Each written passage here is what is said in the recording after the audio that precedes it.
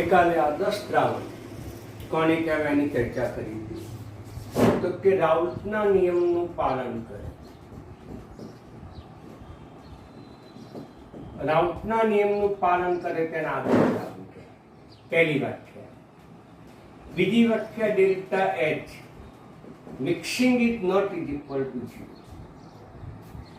બે ઘટકોને ભેગા કરતા દ્રાવણ બને ત્યારે ઉષ્માનું શોષણ પણ ન થાય, ઉષ્મા ઉત્સર્જિત પણ ન થાય, એન્થાલ્પીમાં ઉષ્મામાં ફેરફાર ન થાય તો તેને આદર્શ દ્રાવણો તરીકે ઓળખવામાં આવે. ત્રીજું, delta V mixing is equal to 0. બે ઘટકોને ભેગા કરવાથી બનતા દ્રાવણનું કુલ કદ બંને ઘટકોના સરવાળા જેટલું થાય તો કહી શકાય કે એ આદર્શ દ્રાવણ તરીકે ઓળખવા. મેં ડિટેલ ગઈકાલે સમજાવ્યું હતું. ચોથું, પ્રથમ ઘટકનું આંશિક દબાણ P10X1, બીજા ઘટકનું આંશિક દબાણ કે બાષ્પ દબાણ P20X, P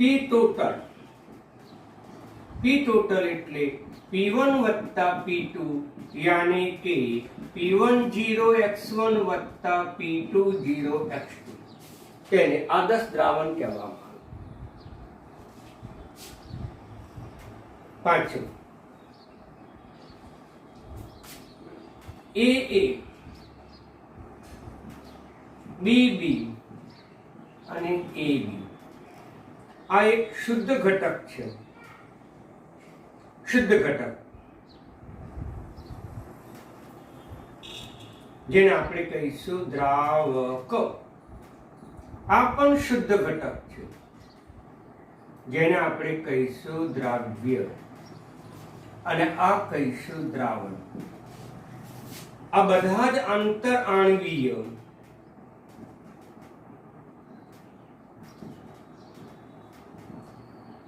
આકર્ષણ બળ સમાન હોય તો તેને આપણે આદર્શ દ્રાવણ તરીકે ઓળખવામાં આવે. અને આદર્શ દ્રાવણ માટે મેં ગઈકાલે આલેખ તમને બતાવ્યો હતો. આ બાષ્પ દબાણ બતાવે છે. આ x1 x2, x1 બરાબર 1, x2 બરાબર 0, x1 બરાબર 0, x2 બરાબર 1. આમ જાઓ તો x2 ના મૂળ અંશ વધે. આમ જાઓ તો કોનો આલેખ બતાવે તો આપણને P2 નો આલેખ બતાવે. આમ જાઓ તો પહેલા ઘટકના બાષ્પ દબાણનો, અને આ જે છે એ તમને ખબર છે કે કુલ બતાવે. આ જે બિંદુ ફક્ત x2 ઘટક હાજર છે માટે P20 નું શુદ્ધ ઘટકનું બાષ્પ દબાણ. આ x1 બતાવે માટે પહેલા ઘટક જ્યારે શુદ્ધ સ્વરૂપમાં હોય ત્યારે તેનું આંશિક દબાણ કે બાષ્પ. આ આદર્શ દ્રાવણ માટેની શરતો છે. તો પછી બિન આદર્શ દ્રાવણ કોને કહેવાય? બિન આદર્શ દ્રાવણ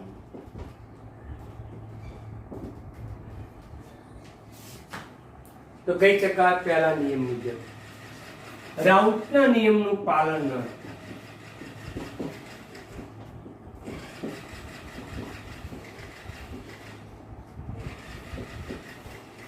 રાઉલ્ટના નિયમનું પાલન ન થાય એને કહેવાય બિન આદર્શ દ્રાવણ. કોઈ પણ સાંદ્રતાએ રાઉલ્ટના નિયમનું પાલન ન થાય તો તેને બિન આદર્શ દ્રાવણ તરીકે ઓળખવામાં આવે. પ્રયોગશાળાના મોટા ભાગના દ્રાવણો એ બિન આદર્શ દ્રાવણો છે, પણ એમાં પણ બે પ્રકારનું. એક ધન વિચલન, બરાબર સમજી લેજો, સિમ્પલ છે બધું. એક કહીશું ધન વિચલન, બીજું લઈશું ઋણ વિચલન. એકને કહીશું ધન વિચલન, બીજાને કહીશું ઋણ વિચલન.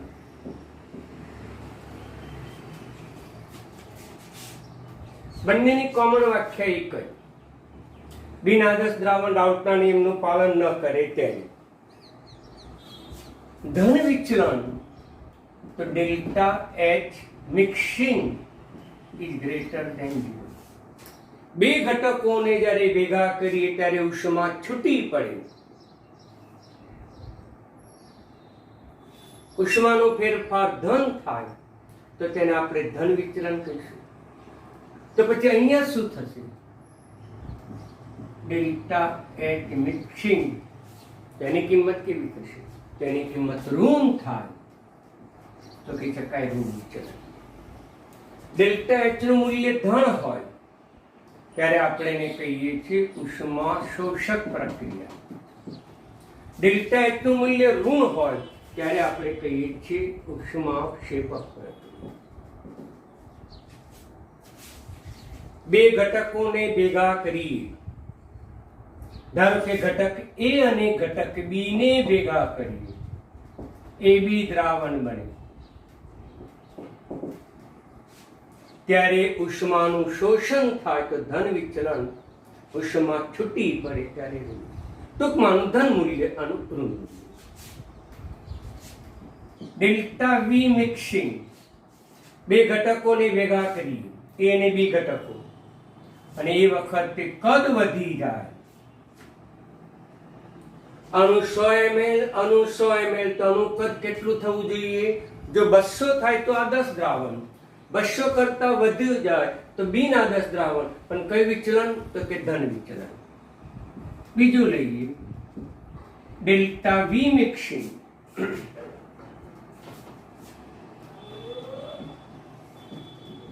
is less than 0. 100 ml વત્તા 100 ml, કદ 200 ન થાય, 200 કરતા ઓછું, તેને ઋણ વિચલન દ્રાવણ તરીકે ઓળખવામાં આવે. કમ્પેરિઝન કરતા રહીએ. ધન વિચલનમાં ઘટકનું આંશિક દબાણ આના કરતા વધુ, બીજા ઘટકનું આંશિક દબાણ અહીંયા ઇઝ ઇક્વલ ટુ, તો અહીંયા ગ્રેટર દેન, તો પછી અહીંયા પી total is equal two greater than P1 plus P2.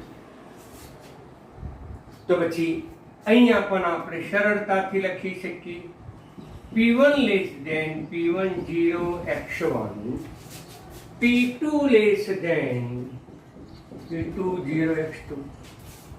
અહીંયા બધા મૂલ્યો ગ્રેટર દેન, અહીંયા બધા જ મૂલ્યો લેસ દેન, અહીંયા બધા મૂલ્યો ઇક્વલ ટુ. તેથી પી ટોટલ આપણે લેવામાં આવે તો લખી શકીએ P1 x1 વત્તા P2 x2. અહીંયા જો લેવામાં આવે પી ટોટલ લેસ દેન P1 વત્તા P2, less than P1 0 x1 વત્તા P2 0 x2. concept clear? Equal to તો આદર્શ દ્રાવણ, ગ્રેટર દેન તો ધન વિચલન, લેસ દેન તો ઋણ. હવે તો અહીંયા શું કહીશું કે આંતરઆણ્વીય આકર્ષણ બળો, એ અને બી નું આંતરઆણ્વીય આકર્ષણ બળ એ અથવા તો બીબી કરતા કેવું હશે? વધુ હશે. તો અહીંયા કેવું હશે? તો બનતા ઘટકમાં, દ્રાવણમાં બે ઘટકોનું વચ્ચેનું આંતરઆણ્વીય આકર્ષણ બળ એ ઓછું હશે, શુદ્ધ ઘટક કરતા ઓછું હશે.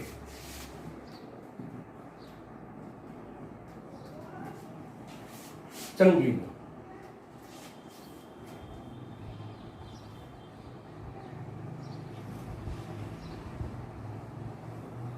બીજી પરિભાષામાં કહી શકીએ તો અહીંયા એબી આંતરઆણ્વીય આકર્ષણ બળો,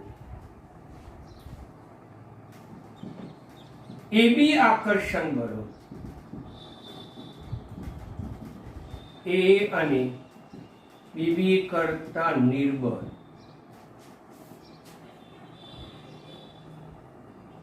અગાઉ લખવામાં ભૂલ થઈ હતી. તો આનું આકર્ષણ બળ એ આ બંને કરતા નિર્બળ થઈ જાય. આનું આકર્ષણ બળ આના કરતા કેવું થઈ જાય? તો કે પ્રબળ થઈ જાય. તો એ બી આકર્ષણ, બે ઘટકો વચ્ચેનું આકર્ષણ બળ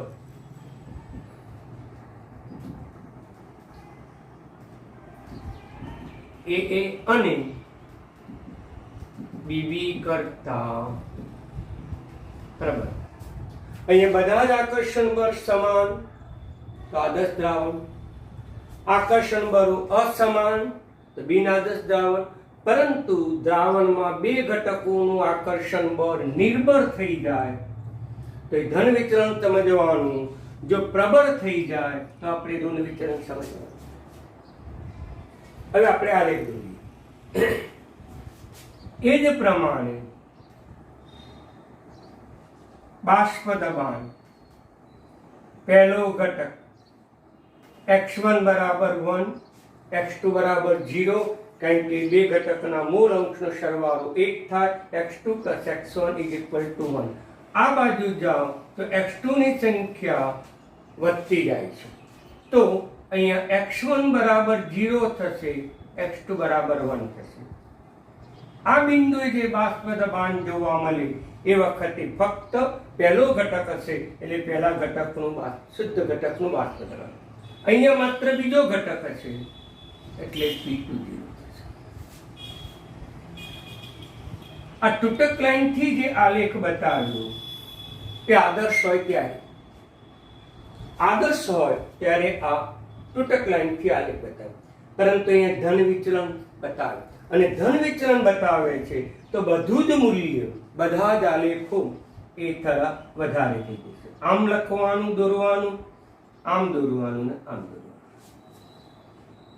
આ બતાવે પી ટોટલ. આ જે આલેખ હતો આદર્શ દ્રાવણ હતો, કોના માટે? P1 માટે છે.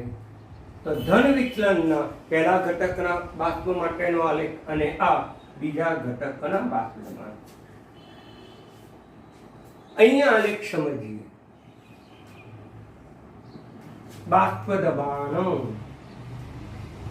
પહેલો ઘટક x1 બરાબર 1 તો x2 બરાબર 0.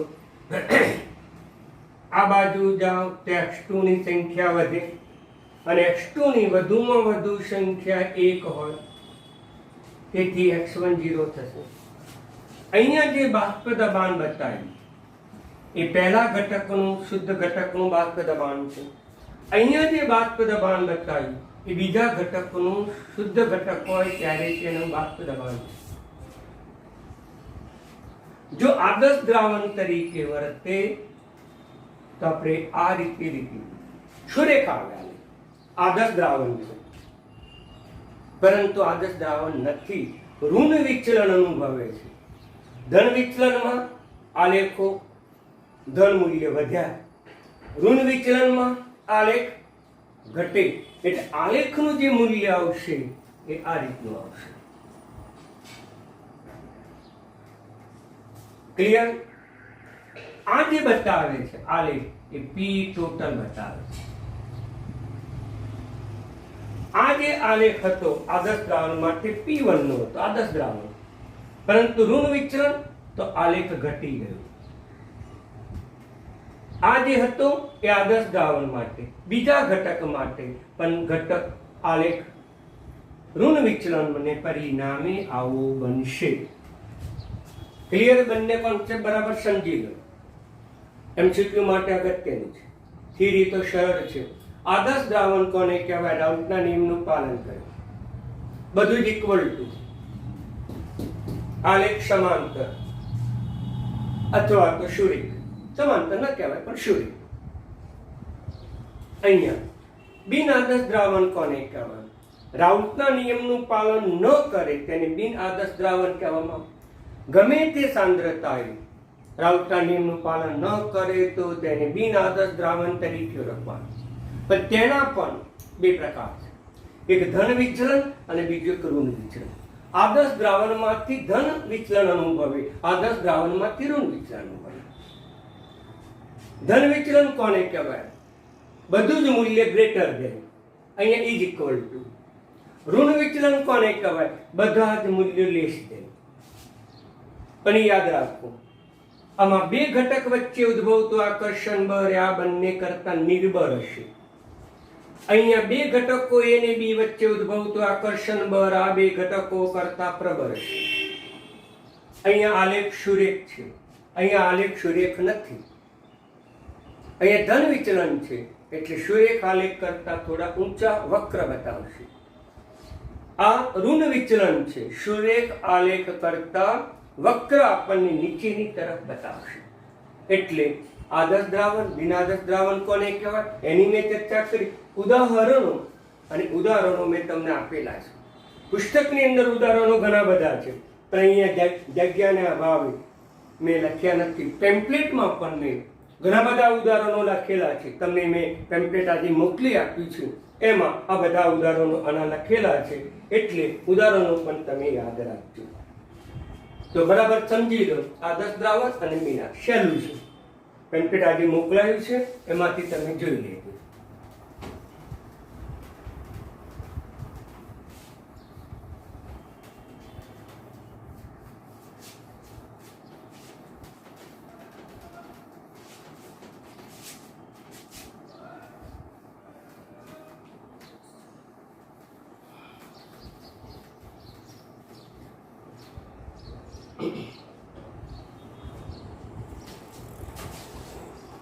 સમજો, ઇમ્પોર્ટન્ટ છે. એજિયોટ્રોપ થોડું અઘરું પણ છે, પેલું તો સરળ હતું.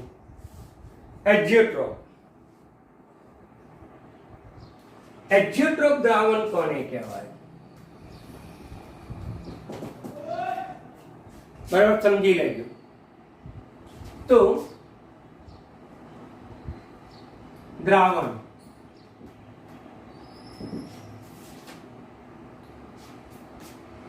એક દ્રાવક એને કહીશું A, દ્રાવ્ય એને કહીશું B.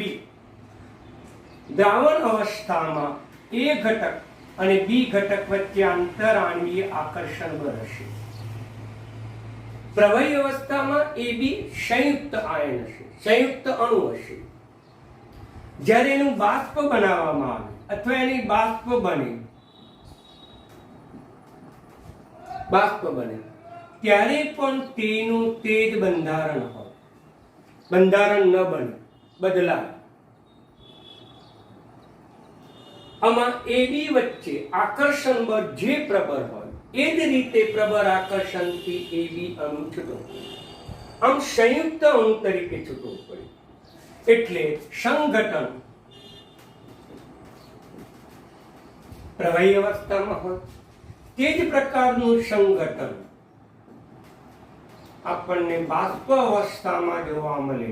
પ્રવાહી અવસ્થામાં જે બંધારણ, જે સંઘટન, જે આકર્ષણ હોય તે જ તેના બાષ્પ સ્વરૂપમાં પણ તે જ બંધારણ, તે જ સંઘટન, તે જ આકર્ષણ બળ હોય તો તેને એજિયોટ્રોપ દ્રાવણ તરીકે ઓળખવામાં આવે.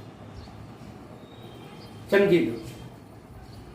ઉદાહરણ તરીકે લેવું હોય તો લઈ શકાય. HCl વત્તા પાણી. તો HCl એ દ્રાવ્ય છે અને આ દ્રાવક છે. HCl ના અણુ અને પાણીના અણુ વચ્ચે તમને ખ્યાલ હશે કે H બંધ રચાતો હશે. પ્રવાહી અવસ્થામાં આ સંઘટન છે, બંધારણ છે. હવે જ્યારે એની બાષ્પ બને તો આ જ પ્રકારનું બંધારણ ધરાવતો સંયુક્ત અણુ છૂટો પડે. તમારી અપેક્ષા શું હતી કે આમાંથી જ્યારે બાષ્પ બને ત્યારે પાણી જ છૂટવું પડે, શુદ્ધ ઘટક પાણી છૂટવું પડે. તો કે ના, પાણી સાથે HCl અણુ પણ જોડાયેલો હોય, આમ સંયુક્ત અણુ તરીકે છૂટવો પડે તો તેવા દ્રાવણને એજિયોટ્રોપિક દ્રાવણ તરીકે ઓળખવામાં આવે. અને એજિયોટ્રોપિક દ્રાવણ એ અચળ ઉત્કલન મિશ્રણ છે. અચળ ઉત્કલન મિશ્રણ એક જ તાપમાને તે ઉકળે છે. એક જ તાપમાને પાણીનો અણુ અને HCl અણુ છૂટો પડે. તો તેને કહીશું એક્ઝિયોટ્રોપ દ્રાવણ તરીકે ઓળખવામાં આવે છે. ક્લિયર? ફરીથી જુઓ, એક્ઝિયોટ્રોપ એક એવું મિશ્રણ છે કે બાષ્પ અવસ્થામાં જે બંધારણ હોય તે જ પ્રકારનું બંધારણ પ્રવાહી અવસ્થામાં હોય. એટલે કે પ્રવાહી અવસ્થામાં H બંધ ધરાવતો સંયુક્ત અણુ હોય તેની બાષ્પ બને ત્યારે પણ તે જ બંધારણ ધરાવતો સંયુક્ત અણુ છૂટો પડે તો તેને એક્ઝિયોટ્રોપ દ્રાવણ તરીકે ઓળખવામાં આવે. એનો અર્થ એમ થયો કે એના ઉત્કલન બિંદુએ આ H બંધ તૂટતા નથી. એના ઉત્કલન બિંદુએ H બંધ તૂટતા નથી. તેવા દ્રાવણને એક્ઝિયોટ્રોપ દ્રાવણ તરીકે ઓળખવામાં આવે. એક નવો કન્સેપ્ટ છે, બરાબર સમજી લો. આમ તો તમે શું સમજ્યા હોય કે પ્રવાહી છે, દ્રાવણ છે, એને ગરમ કરો તો પહેલા એ ઘટક છૂટો પડે, એનું ઉત્કલન બિંદુ નીચું હતું એટલે. બી ઘટક છૂટો પડે, ઉત્કલન બિંદુ નીચું ઊંચું હતું ત્યારે. ના, એવું નથી. એક જ ઉત્કલન બિંદુએ એક જ તાપમાને જ્યારે બાષ્પ બને ત્યારે બાષ્પમાં જે બંધારણ હશે તે જ બંધારણ તેની પ્રવાહી અવસ્થામાં હશે, તે જ બંધારણ તેની દ્રાવણ અવસ્થામાં હશે. એ ઉદાહરણ તરીકે મેં સ્પષ્ટ બતાવ્યું છે કે એસિડ અને પાણી બંને સમાંગ દ્રાવણ બનાવે છે ત્યારે તેમાં H બંધ હોય છે, આંતરાણવીય આકર્ષણ બળ હોય. એની બાષ્પ બનશે ત્યારે પાણી એકલું છૂટું પડશે? ના, બાષ્પ બને છે ત્યારે બાષ્પની અંદર બે ઘટકો હશે, એક પાણી અને HCl, અને બંને ઘટકો શેના વડે જોડાયેલા હશે? તો બંને ઘટકો H બંધથી જોડાયેલા હશે, તો તેને એક્ઝિયોટ્રોપ દ્રાવણ તરીકે ઓળખવામાં આવે. Clear concept? એક્ઝિયોટ્રોપ. તો એક્ઝિયોટ્રોપના પણ બે પ્રકાર છે. નિમ્ન ઉત્કલન બિંદુ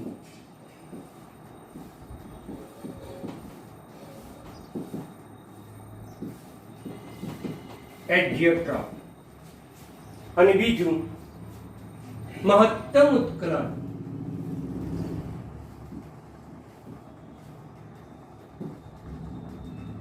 એક્ઝિયોટ્રોપ.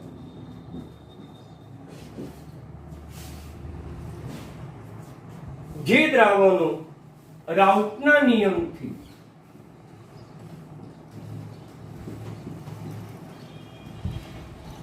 વધુ ધન વિચલન અનુભવે. કેવું ધન વિચલન? તો નિમ્ન ઉત્કલન એક્ઝિયોટ્રોપ કહેવામાં આવે. જે દ્રાવણો રાઉટના નિયમથી વધુ ઋણ વિચલન અનુભવે તેને મહત્તમ ઉત્કલન એક્ઝિયોટ્રોપ તરીકે ઓળખવામાં આવે. કન્સેપ્ટ સમજી લીધો? ધન વિચલન ધરાવતા બધા જ દ્રાવણો નિમ્ન ઉત્કલન એક્ઝિયોટ્રોપ કહેવામાં આવે. ઋણ વિચલન ધરાવતા બધા જ દ્રાવણો મહત્તમ એક્ઝિયોટ્રોપ તરીકે ઓળખવામાં. ઉદાહરણ તરીકે લેવું હોય તો લઈ શકાય કે ઇથેનોલ, 95% ઇથેનોલનું દ્રાવણ, એટલે એનો શું થયો? 95% ઇથેનોલ છે અને 5% પાણી છે. ઓકે, પરંતુ એની બાષ્પ બની ત્યારે બાષ્પમાં પણ 95% ઇથેનોલ હશે અને 5% પાણી હશે. જે સંઘટન, જે બંધારણ, જે આકર્ષણ આ દ્રાવણમાં હશે તે જ બંધારણ, તે જ સંઘટન, તે જ આકર્ષણ તેની બાષ્પ અવસ્થામાં હોય તો તેને એક્ઝિયોટ્રોપિક, પરંતુ આ ધન વિચલન અનુભવે છે એટલે નિમ્ન એક્ઝિયોટ્રોપિક દ્રાવણ તરીકે ઓળખાય છે. ઋણ વિચલન. તો ઋણ વિચલન એટલે શું? તો મહત્તમ ઉત્કલન બિંદુ એક્ઝિયોટ્રોપિક. આપણને ખબર છે કે ડેલ્ટા H મિક્સિંગ બધું જ લેશે, બધું જ લે છે. દાખલા તરીકે 68% HNO3 નું દ્રાવણ, એટલે કે જ્યારે દ્રાવણ હોય, દ્રાવણ ત્યારે 68% નાઇટ્રિક એસિડ હશે અને 32% પાણી હશે પ્રવાહીમાં. હવે એની બાષ્પો બનશે તો બાષ્પોમાં શું હશે? HNO3 એકલો ઘટક હશે? પાણી એકલો ઘટક હશે? ના, એની બાષ્પોમાં પણ 68% HNO3 હશે અને 32% પાણી હશે. જે બંધારણ પ્રવાહી અવસ્થામાં હોય, જે સંગઠન પ્રવાહી અવસ્થામાં હોય, તે જ સંગઠન તેની બાષ્પ અવસ્થામાં હોય તો તેને એક્ઝોટ્રોપ દ્રાવણ તરીકે ઓળખવામાં આવે. અચળ ઉત્કલન મિશ્રણ તરીકે વર્તે છે, એક જ પદાર્થ તરીકે વર્તે છે, પણ એના બે પ્રકાર છે. એક નિમ્ન એક્ઝોટ્રોપિક એક્ઝોટ્રોપ, બીજું મહત્તમ ઉત્કલન એક્ઝોટ્રોપ. નિમ્ન ઉત્કલન એક્ઝોટ્રોપ કોને કહેવાય? તો રાઉટના નિયમનું ધન વિચલન અનુભવતા બધા જ પદાર્થો, બધા જ દ્રાવણો નિમ્ન ઉત્કલન એક્ઝોટ્રોપ છે. રાઉટના નિયમથી વધુ ઋણ વિચલન અનુભવતા દ્રાવણો મહત્તમ ઉત્કલન એક્ઝોટ્રોપ બનાવે. બંનેના મેં ઉદાહરણો તમને સવિશેષ સમજાવ્યા. આજે મેં તમને પેમ્પલેટ મોકલેલું છે, બરાબર ઉતારો અને ઉતારીને પછી બરાબર સમજો. આજનો ટોપિક બિલકુલ સરળ છે. આવતીકાલે આપણે નવો ટોપિક લઈશું. અસ્તુ.